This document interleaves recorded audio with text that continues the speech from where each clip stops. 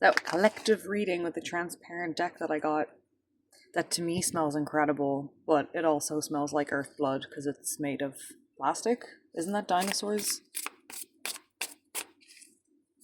I don't know. Okay. Well, we'll see. And I'll show you what I mean by there being story transparent cards now when they come out. So like 3 cards. Interesting. I haven't played with this deck much to see how it Ooh. Yeah, that's like prominent ones poking. Okay, and you. Interesting. And you. That's like half the deck. Sorry. I need like 3 cards because that's the time that I can give to this. Okay. 1, 2, 3. Okay. We kind of have what's interesting. Bottom of the deck is, see how it just keeps going? So there's a card here that's on top and it's see-through. So then it pairs with these ones here. And what it's covering, that's so interesting, is the Queen of Cups reversed, the King of Wands upright, 3 of Swords, and so the bottom of the deck for like, this will be read differently, in a singular way, is the Queen of Pentacles, but it's faced away. And those were covering the 3 of Hearts and 3 of Cups. I'm like, that sounds like regular. And the 8 of Cups. Ooh, Cups energy. Interesting. Okay, so there is like a, you're choosing like some sort of earthly pleasure or earthly like success over emotions rather than integrating the two, which is like, no words are coming to my mind right now. Well, that's interesting because usually what the collective reading is sort of applies to the reader too. The Queen of Cups being reversed is reinforcing that. That's the word I was looking for.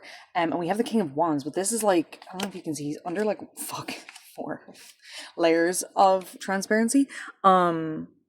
He is concentrating awfully hard on that thing. Now, he is the entrepreneur. He put a lot of work in to get to the place where his passion is something that he can like share with others and impact the world in a way that like speaks to his truest self and everything. And that is what I believe you are working towards here.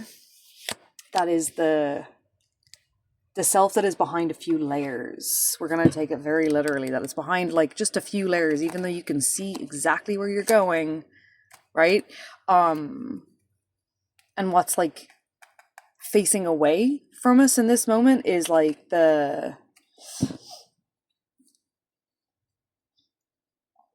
almost like a denial of the investment that you're putting into your external world, something that you are working on right now,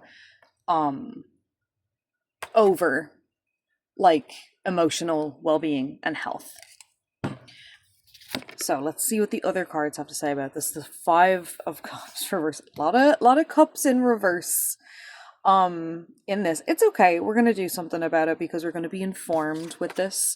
And it is the writer's Smith Waite. Jesus, the words. I'm gonna put Smith for Waite. Sure, why not? She'd do all the art.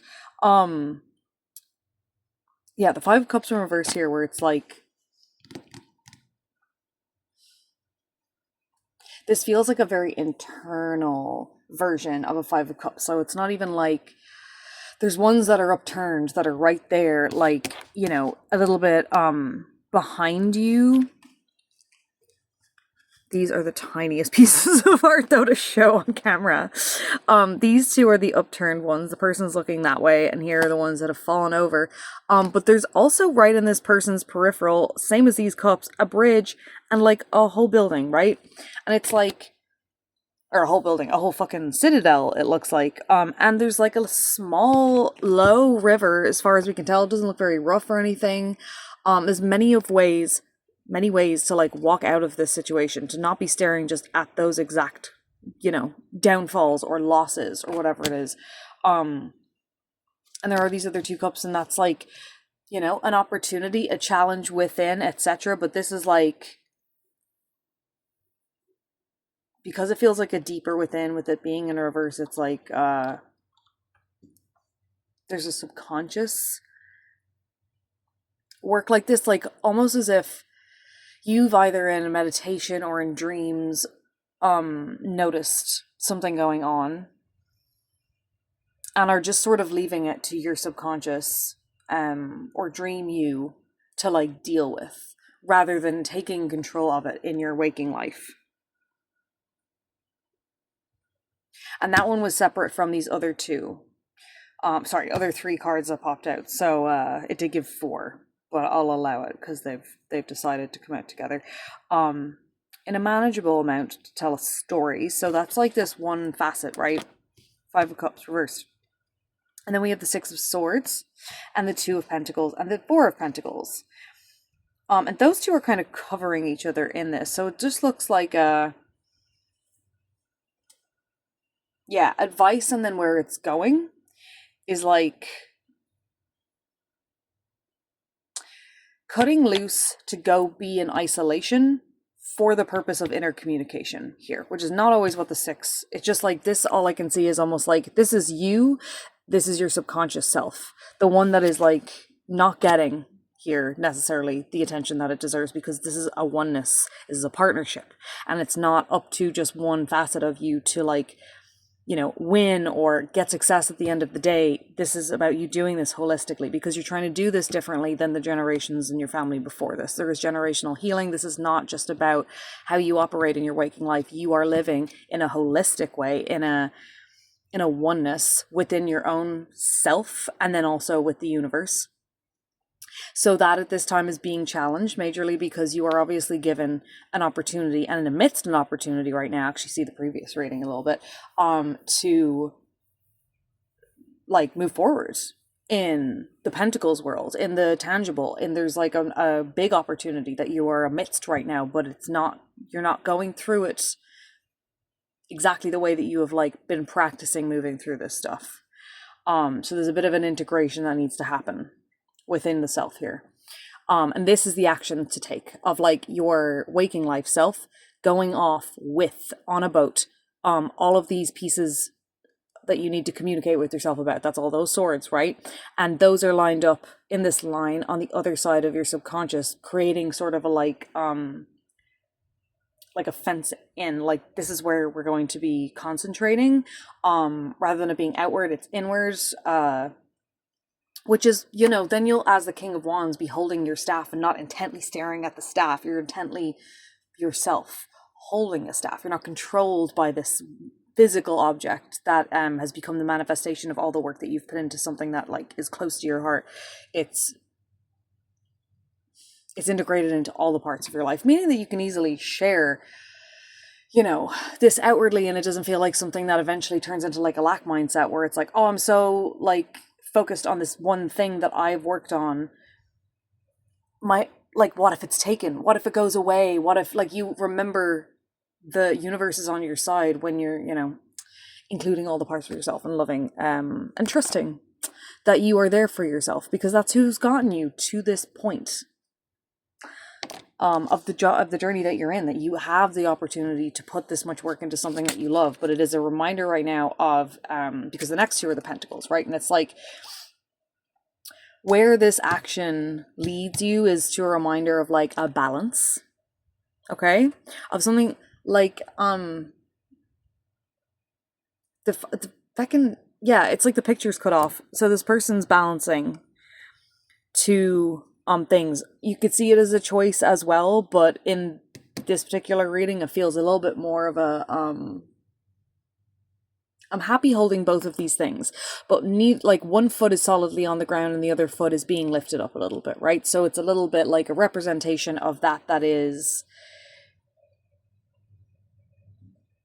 not only within and the outer world, but like that which others will congratulate you for, and the things that are inside of your mind and your heart and your spiritual practice that are like incremental, important, whatever, for you to actually be that successful outward person but in a way where it's not empty at the end of the day, because there has been integration within the self and you haven't forgotten or left behind your integrity or who you are authentically to get to that place of integration. Because of success, because what is behind this is like another path where it's like the Four of Pentacles. This person, these came out like this, right? And that this one's ahead of those. And it's like, okay, this is the steps to take. We're going to do balance. We're going to like move forward. These are the kind of almost, because it's the Two of Pentacles, like almost kind of restarting, almost, not the one, a journey of like, okay, back to basics. Like, how do I balance and look after my inner world and my outer world so that we're not turning into this one here who is the miser. Now, the Four is also a very, it is a place you will have to move through. Let's say if you're going back to the Two, you'll have to move through the Three, the Four. Like that's any journey's direction, right? Forward or non-linear at the same time, but also keep all of that in your brain. But this is, as much as it's an established place, because it's a Four, it is a stable foundation.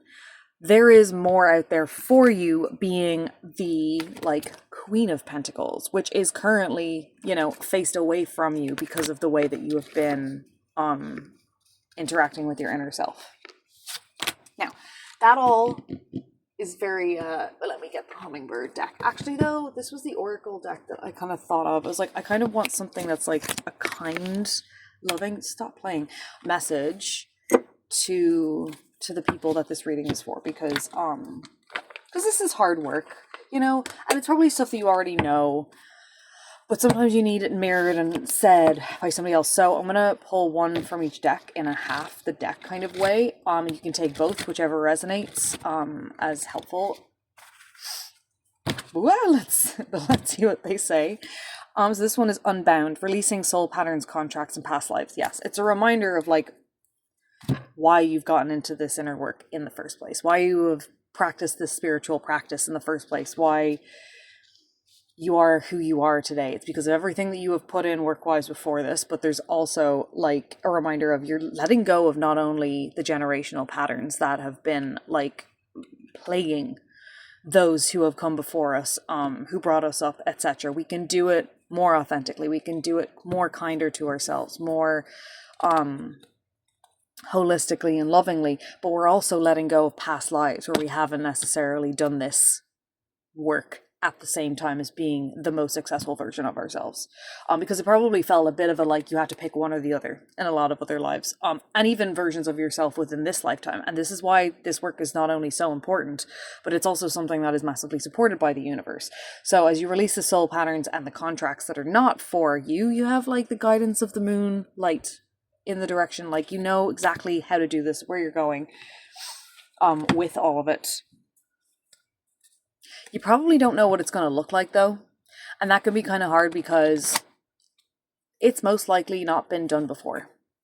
The kinds of lives that we are collectively seeking to live now have not been lived en masse in the same way that we are able to do them now, because I feel like there has been generations of awakenings in these kinds of manners, but they have not been aligned with the resources that are available to people today, or like the connectivity that we have available to us throughout the entire globe in a tangible way. Like the electromagnetic field that we live amongst has always connected us, but there has been a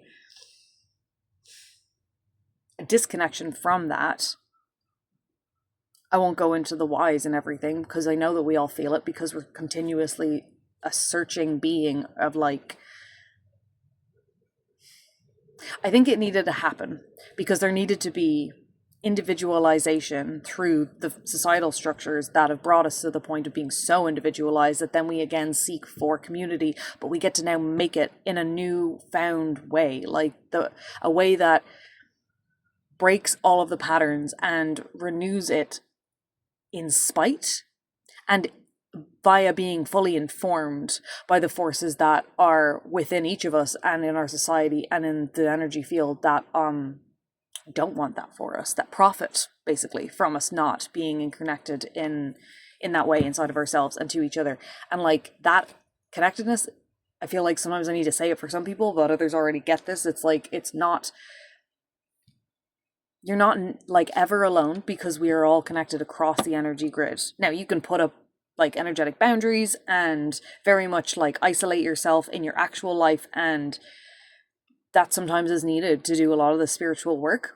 But like what you're feeling, what you express, even when you're fully alone, like, yeah, we can hear the tree even when it doesn't fall down, but we don't necessarily hear it in a physical sense, but it's felt because it is existing at the same time as us amongst everything that lives. There's probably also the fact that like there's everything that, you know, ever existed. It doesn't go away, but let's just keep it a little bit smaller for our brains today. What do we have? The honeysuckle red. This one looks so much more like a robin than a hummingbird. Oh, I can't wait till that time of year comes around. Oh my god, I love the robins, but like winter. Sweet and fiery. Your emotions are at the root of this situation. Use the color red to soothe and heal. And isn't that actually interesting, because grounding at this time is going to remind you of like the connection to the center of the earth. And I mean, when I'm seeing this red, when you ground, don't ground to the earth on its surface, ground to the core of the earth, the fiery molten lava ball that's at the center of all of this, because it lives in the center of you one way, shape, or form as well, whether it's the third eye, whether it's the sacral like chakra, whether it's the root, whether it's like that fiery core. And it's there in all the signs, and you know, different people experience these things in different ways. But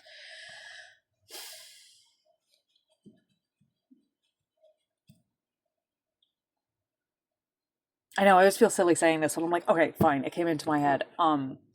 When we're not practicing that groundedness and like acknowledging our connection with the earth, like it misses us.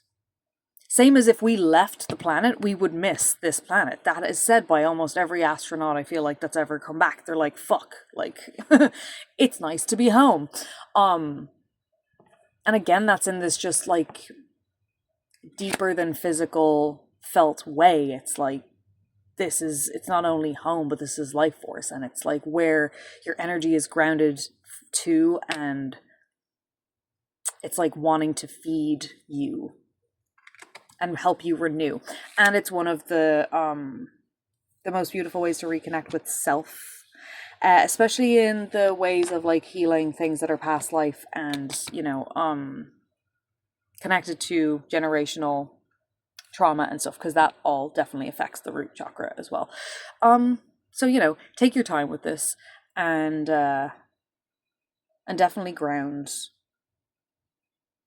and do whatever it is that helps you to like look into a mirror right now about the things that you haven't been giving the space and time to. And you don't necessarily have to come to any massive epiphany realizations. You don't necessarily have to express it through like crying or another form of expression, but this is more of a like every single day, as much attention as you're giving to whatever you're working on in the physical world that matters to you, like do give a similar or just like a little bit, depending on what you have the capacity for.